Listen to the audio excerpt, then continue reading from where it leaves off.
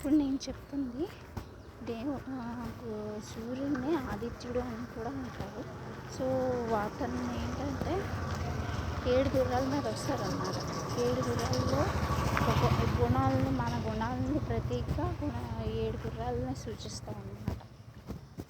అందుకు ఒకటి హెల్త్, ఒకటి ఏంటంటే నీ మంచితనం, అలాగే నువ్వు ఎలా బిహేవ్ చేస్తున్నావు ఇంకొకరితో, ఎవరినైనా హర్ట్ చేస్తున్నాను, ఇప్పుడు ఇంటికి వచ్చిన గెస్టులతో ఎలా మాట్లాడుతున్నావు, తర్వాత నీ తెలివితేటలు, ఇవన్నీ గుణాల కింద వస్తాయి.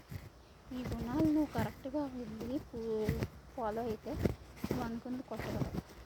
అండ్ ఈరోజు చాలామంది పూజలు చేస్తారు, పూజలని, నోములని, ఇవన్నీ చేస్తారు.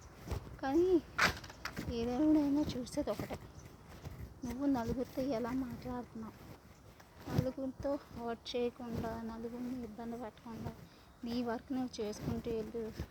హార్డ్ టైమ్స్లో ఉన్న వాళ్ళకి హెల్ప్ చేయడం, ఇవన్నీ చేసిన వాళ్ళకి ఎప్పుడు దేవుడు ముందుగా ఉంటాడు.